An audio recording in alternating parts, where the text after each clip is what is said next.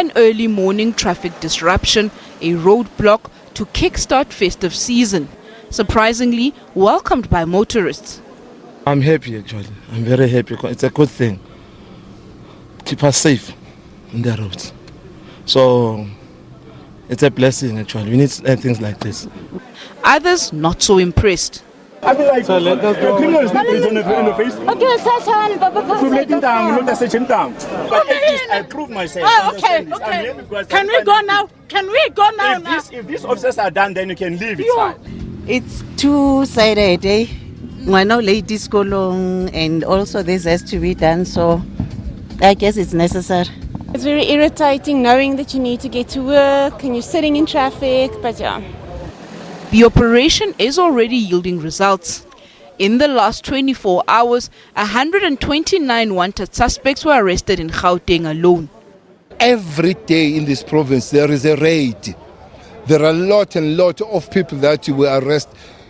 From yesterday up to this morning, we have arrested about 129 wanted suspects? Yeah, wanted for last 24 hours. So that's that. So it's a very busy province to make sure that people, they enjoy their festive season. But when the time comes for them to move through the coastal, counterfeit goods with hundreds of thousands were also confiscated in the Johannesburg CBD. Police also travelled on the train and heard the challenges commuters face on public transport. Mahlako Komani, SABC News, Johannesburg. All right, and for more on safety tips this festive season, we have in our Pretoria studio the independent crime analyst, Dr. Chris De Kock. Dr. De Kock, good afternoon to you. Thank you so much for joining us here on SA today. Good afternoon and good afternoon to the viewers. Yeah, let's just start here in Gauteng. We've seen the province launching its safety campaign for the festive season, and the provincial commissioner saying that officers will be out in their large numbers to make sure that the residents in Gauteng are safe. Is this a solution to the crime challenge facing us as a country? Yeah, I think it is a solution, and we need a special operation and some special effort during the festive season. You must remember, during the festive season, everybody needs money. And especially in these tough economic times that we are going through, the criminals or the people who are in need of money will also put in a special effort to get that money in different ways without working for it.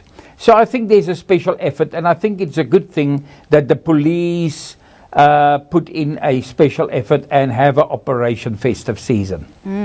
But let's just look at the previous years, Dr. De Kock. What have the trends been? Because there's also a say that these criminals have a way of evolving with times. When you think that you know how they operate, they sort of migrate to a different way of operation.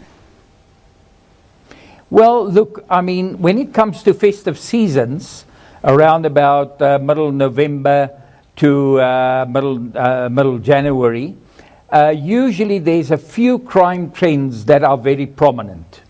For those people who are going away to either seaside destinations or to their homes in some other provinces, you know, a lot of people in Gauteng, for example, live or have homes in Limpopo and Mpumalanga. Now these people will go home, and then their homes here, their residences here will be very, very vulnerable. So I think that is one crime, housebreaking residential, which always increase during the festive season. All right. So I think people should do some a few tips in that regard. Will be get somebody to look after your property, especially now that we're going to have maybe load shedding, and even then you put on a light switch, but the light switch get out of sync. So it will be better to have somebody looking after your property, and to also see, you know, criminals sometimes put some stuff on the pavement or on your lawn, and then if that is not removed, it's a clear sign that the people are not at home, and then that house will be targeted. So one must have some special precautions about your house. So armed robberies, house robberies is one. What else, Dr. De Kock? What else must we be on the lookout for? Especially house breaking, Yeah. because people won't be at home. Another crime which people have to be very careful, people are going to the malls. People are going to the shopping centers. And, in this time, people will walk around in busy shopping centers. There will be crowds there. And people should be careful that the cell phone is not taken and that their money is not taken. So people should look after their own belongings, their own property, which they carry with them in shopping malls. This is a trend usually at this time of the year.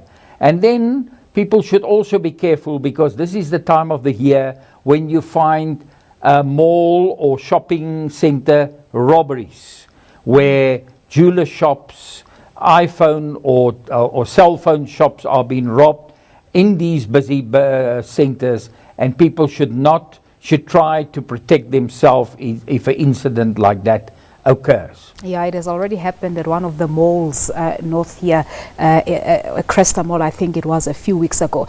But in terms of being robbed, your hard-earned money, maybe by scanners via things like your cell phone and internet banking, what precautionary measures should people take in that instance? Yeah, what I said before is that you should preferably, my view is, if you go to a shopping center and it's going to be crowded there, just don't maybe take your cell phone with. Keep your cell phone locked in your vehicle, or keep your cell phone at home and go to the shopping center, because a cell phone is always an attraction for criminals, because it's not only what they can do with the cell phone, but they can lay their hands on some details and then on your money. So I would not go with, and I would also not go with a lot of cash. I will not move in a shopping center like that with rolls of cash in my pocket. But if I have it there, I will keep my hands on it. I will see to it that nobody comes near to me, and that is the only advice I can actually give in that regard. So we have, as you said, the shopping centers and shopping malls as crime hotspots. Which other areas should you also be on the lookout for when traveling, perhaps, Dr. De Kock? Well, when traveling, I think one should always be careful, unfortunately, in our beautiful country, because we have got a beautiful country, but one should also be careful not to stop anywhere along the road. If you travel from here to, say, for example, the Eastern Cape or the Western Cape or KwaZulu-Natal to the coast, then I would say don't stop at the picnic spots along the way if there's not a lot of people there. If there's a lot of cars already there and you can clearly see it's safe, then you can park. But be careful not to stop at isolated places. All right. And then also, when you travel, make sure that your car is in full working order, that you have enough fuel, so that you don't have unnecessary breakdowns along the way. Another thing which also the public should do, and not depend on the police. This is the time of the year that we go to parties. All of us go to parties, and we may have 1 or 2 drinks more than usual. Don't get behind the steering wheel if you don't do that, not at all. And secondly, and I think that is very important, try to behave. When you have too much to drink, people sometimes don't know how to behave, and they get aggressive. And unfortunately, this is also the time of the year that we see an increase in assaults. And the police can't be in all the places where there's parties. They should not actually be there.